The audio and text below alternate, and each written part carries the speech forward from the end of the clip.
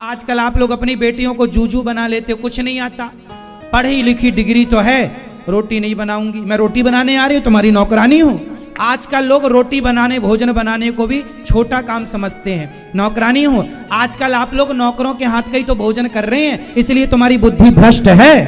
पहले के लोग पत्नी के हाथ का खाते थे, माँ के हाथ का खाते थे। पहले पति के लिए भोजन पत्नी बनाती थी, तो जिसके हाथ का भोजन करेंगे उसी से प्यार होगा। अब आजकल पत्नियों से प्यार इसलिए नहीं है, पत्नी के हाथ का खाने को नहीं मिलता। आजकल आप लोग इतने बिजी हो गए हैं, इतने आलसी हो गए हैं, इतने क्या कहें, आप लोगों का जो कर्म है वो तो भोजन बनाने का काम तो ना छोड़ो, आपकी रसोई पवित्र हो, आप ही पवित्रता से फॉलो करके बना सकती हो। कोई दूसरी महिला आई, हमारे यहाँ नियम क्या था कि महिलाओं को जब मासिक धर्म आता है, टाइम होता है, उस समय महिलाओं को कहा जाता है कि आप रसोई में प्रवेश ना करो। उस समय स्त्री को भोजन नहीं बनाना चाहिए, दूसरी महिलाएं हैं, सास है, जेठानी, देवरानी, वो बनाए। संयुक्त परिवार में ये व्यवस्था थी। अब आप कहेंगे आज तो संयुक्त परिवार नहीं, चलो संयुक्त नहीं है तो 4 दिन के लिए कोई बात नहीं, आप फल खा लो, या ठीक है आप घर में अब कोई व्यवस्था नहीं है तो बनाना ही पड़ता है, और आप महिलाएं बनाती ही हैं, तो चलो आप तो ठीक हो, पर जिससे आप भोजन बना रहे हो वो भी टाइम पर है और आप भोजन कर रहे हैं, उसी समय का भोजन आप भगवान को भोग लगा रहे हैं। जैसा खाए अन्न वैसा रहे मन, भोजन पानी तो शुद्ध रखो। आज की बुद्धि क्यों बिगड़ गई? जैसी राखे शुद्धि वैसी बने बुद्धि, जैसा खाए अन्न वैसा रहे मन। तो आप लोगों का ना अन्न अच्छा है ना शुद्धि अच्छी है। कोई भी आपकी रसोई में घुस जाता है, आपकी पड़ोसन आती है आपकी रसोई में घुस जाती है, देख लेती है तुमने क्या बनाया, छू लेती है सब, भले वो 17 जगह से घूम के आई हो पर आपकी रोटी छू लेगी वो। इसलिए खान पान शुद्ध रखो। पहले के लोग छुआछूत का भाव नहीं है, लेकिन मेरा भी अधिकार नहीं है कि मैं आपकी रसोई में घुस जाऊं। क्यों घुसूं? इसलिए आप अपने धर्म का पालन, जितना पवित्र खान पान रखोगे उतनी पवित्र बुद्धि रहेगी। जितना खान पान बिगड़ेगा, क्योंकि अन्न से ही मन का निर्माण होता है, जैसा अन्न जाएगा वैसे ही तो विचार आएंगे, वैसे ही तो बुद्धि आएगी। भीष्म पितामह जब बाणों की सैया पर लेटे तो द्रौपदी ने पूछा, पितामह ने कहा, पांडवों को उपदेश दिया बुरा मत करना किसी के साथ। द्रौपदी ने कहा, जब मेरी साड़ी खिंच रही थी तब आप कहां थे? पितामह ने कहा, मैंने दुष्ट दुर्योधन का अन्न खाया था। यह महाभारत में लिखा है। पितामह ने कहा, द्रौपदी मैंने दुष्ट दुर्योधन का अन्न खाया, इसलिए मेरी बुद्धि दूषित हो गई, और अब बाणों की सैया पर लेटने से एक एक बूंद रक्त जमीन पर गिर जाने से मेरी बुद्धि पवित्र हो गई है। इसके कारण आज मैं तेरे पतियों को उपदेश कर रहा हूं कि बुरा मत करना, बुरा मत देखना। द्रौपदी ने ऑब्जेक्शन लिया कि बुरा, मेरी साड़ी खिंच रही थी तब आपने क्यों नहीं रोका? पितामह ने कहा, मैंने दुष्ट दुर्योधन का अन्न खाया था, इसलिए मेरी बुद्धि भी दुर्योधन जैसी हो गई थी। तो पितामह पर खाने का प्रभाव पड़ सकता है, दुष्ट आदमी के अन्न का तो आप पर भी प्रभाव पड़ सकता है, पड़ता है, आप मानो मत मानो। इसलिए सात्विक लोग किसी के हाथ का छुआ नहीं खाते, हम अपना बनाएंगे खाएंगे सात्विक, क्योंकि हमारा बुद्धि का काम है, और बुद्धि यदि बिगड़ी तो अन्न से ही बिगड़ेगी। आज जिनकी बुद्धि बिगड़ी पड़ी है, तुम गलत खाते हो इसलिए भ्रष्ट है। कुछ भी खाते हो, कहीं भी खाते हो, तुम्हें खाने पीने का कोई ज्ञान नहीं है, बिना भोग लगाए खाते हो। अरे बनाओ, माताएं अच्छे से बनाया करो। पहले की माताएं बढ़िया पवित्र भाव से भोजन बनाती थी, भोजन बनाती थी भगवान के लिए बनाती थी, बनाने के बाद भोग लगता था, बच्चे खाते थे, वो भोजन अच्छा था, पवित्र था, मेहनत की कमाई का था। आजकल तो माताएं चप्पल पहन के भोजन बनाती हैं। चप्पल पहन के क्यों? रसोई में कांटे लग रहे हैं, चप्पल पहनने। अब आप कहोगे महाराज जी चप्पल से क्या प्रॉब्लम हो गई आपको? ना, हमें नहीं है। आप देखो ना, आप चप्पल पहन के करंट को, फेस के तार को पकड़ लो, आपको करंट नहीं लगेगा। सही है या गलत है? आप फेस के तार को चप्पल पहनकर पकड़ लो, आपको करंट नहीं लगेगा। क्यों जी लगेगा? जब तक अर्थ नहीं मिलेगा, और अर्थ जमीन से आप नंगे पांव तार पकड़ लो, करंट लग जाएगा, और आप चप्पल पहन के पकड़ो, करंट नहीं लगे। ये बात सही है कि गलत है? हाँ या ना बोलो पहले। सही है। इसका मतलब आप मानते हैं कि अर्थ तो प्राप्त हो रहा है जमीन से। अर्थ का मतलब है पॉजिटिविटी। जब आप फेस का तार पकड़ते हैं तो अपने आप आपको अर्थ जमीन से मिल जाता है, आप करंट लग जाता है आपको।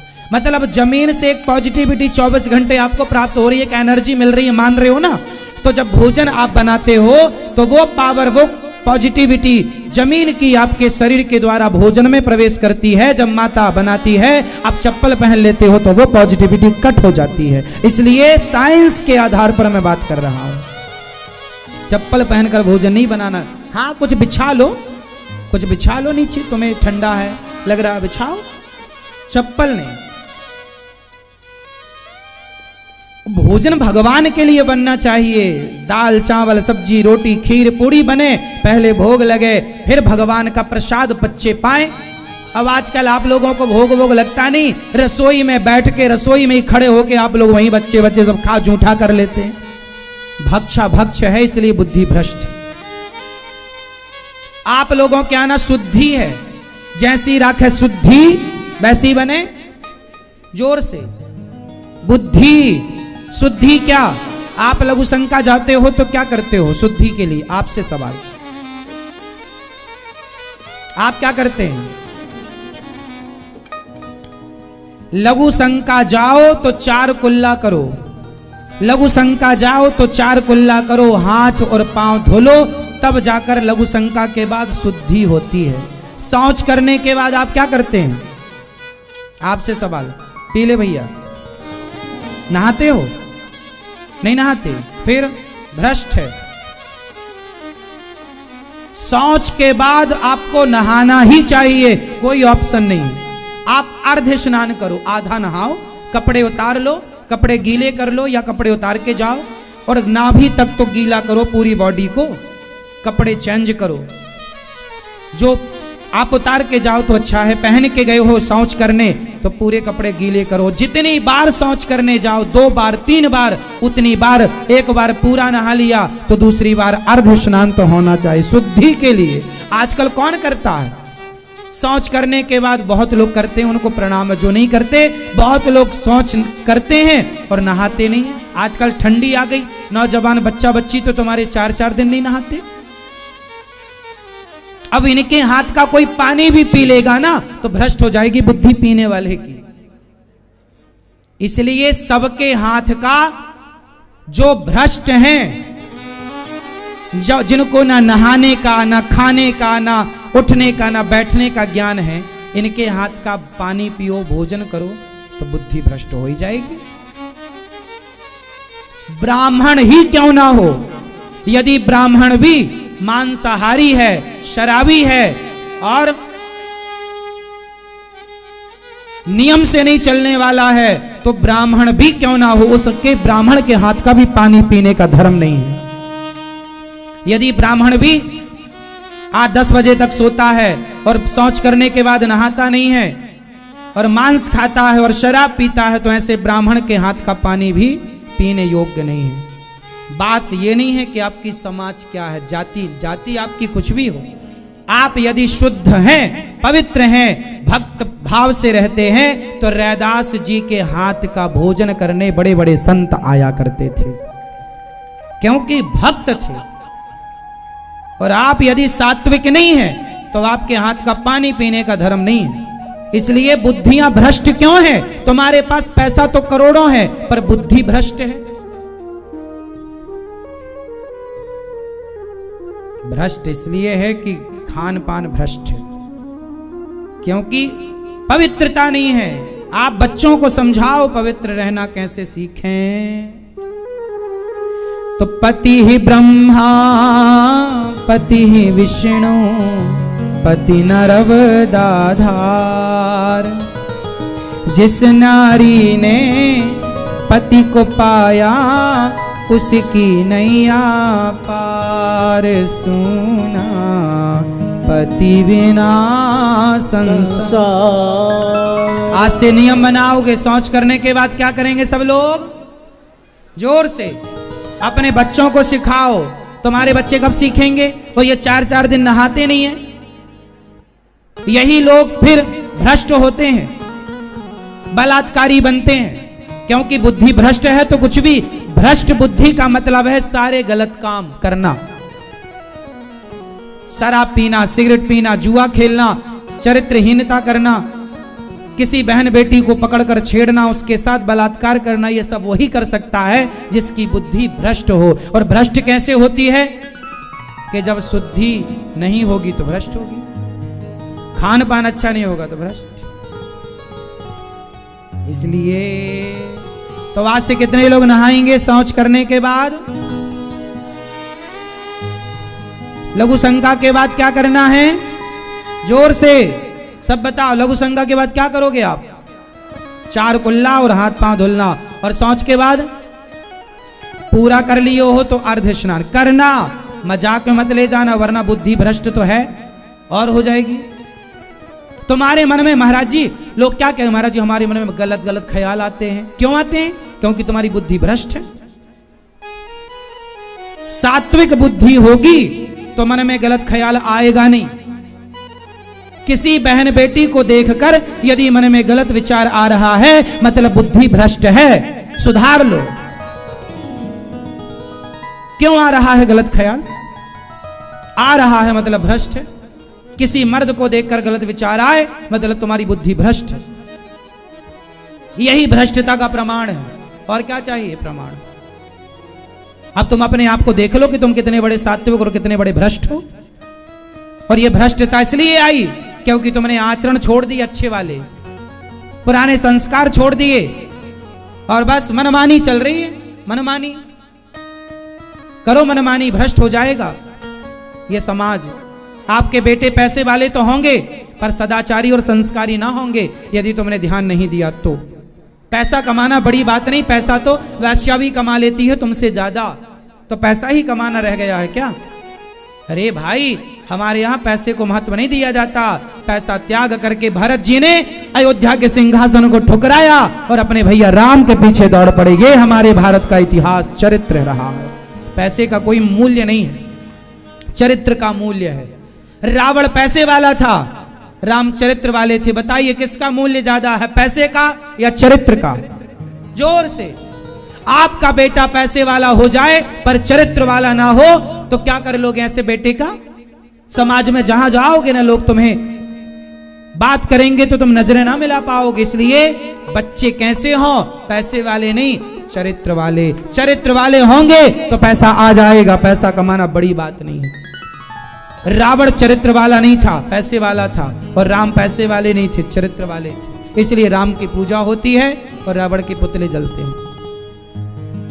तो आप अपने बच्चों को क्या बनाएंगे? पैसे वाला या चरित्र वाला? दर्पण इसलिए कहा, श्री गुरु चरण सरोज रज निज मन मुकुर। मुकुर मीन्स मिरर, मीन्स दर्पण। श्री गुरु चरण सरोज रज निज मन, बोलो निज मन, निज मन। मुकुर मतलब दर्पण, दर्पण मतलब कांच, शीशा, आईना। अच्छा, शीशे आईने में धूल जमी हो तो क्या आपका चित्र नजर आएगा? उसकी धूल क्या करनी पड़ेगी?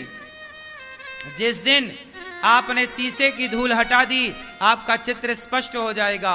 जिस दिन मन में जमी धूल हट गई अज्ञान की, और मन जिस दिन पवित्र हो गया, उस दिन इस मन मंदिर में ईश्वर प्रतिष्ठित हो जाएंगे। बाहर झांकने की जरूरत नहीं है। बाहर देख, इसलिए ऋषि मुनि भीतर देखते हैं, बाहर कहां कोई देखता है।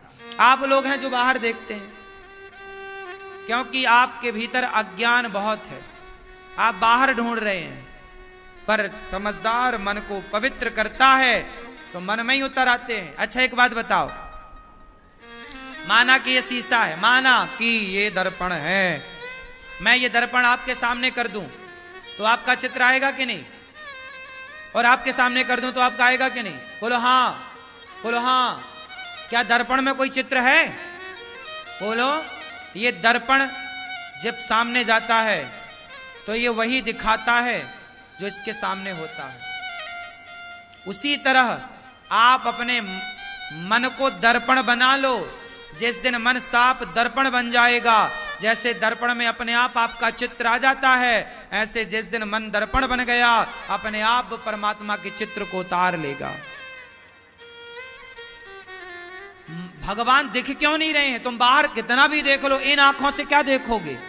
इन आंखों से कोरोना के बैक्टीरिया ना दिखे तुम्हें भगवान दिख जाएंगे? पागलों की तरह बातें करते हो। इन आंखों से तुम्हें दही के बैक्टीरिया तो नजर आते नहीं है, इन आंखों से तुम्हें हाथ के बैक्टीरिया तो नजर आते नहीं है। इन आंखों से भगवान नजर आएगा? पागलों की तरह लोग दौड़ रहे हैं, पता ही नहीं है भगवान कहां है। अरे भगवान को देखने के लिए मन की आंखें चाहिए। मन की आंखें खोल तो ये पिया मिलेंगे, घूंघट के पट खोल तो ये, बोलो क्या है ये घूंघट के पट खोल तो है? इसलिए कहता हूं, है ना, घूंघट के पट खोल तो है पिया मिलेंगे। आपको क्या बताएं मैया, आप समझती ही नहीं हो। घट घट रमता राम रमैया, घट घट रमता राम रमैया, कटुक बचन मत बोल तोए पिया मिलेंगे।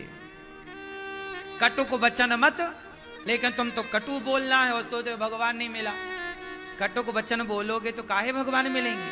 कटुक वचन मत बोल तो है पिया मिलेंगे। रंग महल में दीप बरत है, रंग महल में दीप बरत, बरत मतलब जल रहा है।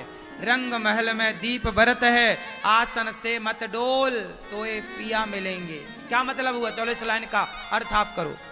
रंग महल में दीप बरत है, आसन से मत डोल तो ये पिया मिलेंगे। इस लाइन का अर्थ करो। रंग महल में दिया बरत है, आसन से मत डोल। अर्थ करो मैया। नहीं हो रहा है? अर्थ करो चश्मा वाली मैया। अरे मन में कहां दीप जलाओगी अभी। रंग महल में दीप जलत है, मतलब है कि सामने तुम्हारे कोई नंगा नाचे, सामने तुम्हारे कोई कैसे नाचे, लड़की नाचे, लड़का नाचे, जवान नाचे, बूढ़ा नाचे। आसन से मत डोल, कोई तुम्हारे सामने नंगा नाचे फिर भी तुम्हारा मन उस तरफ ना जाए, ऐसा हो मन, तब तो ये पिया मिलेंगे।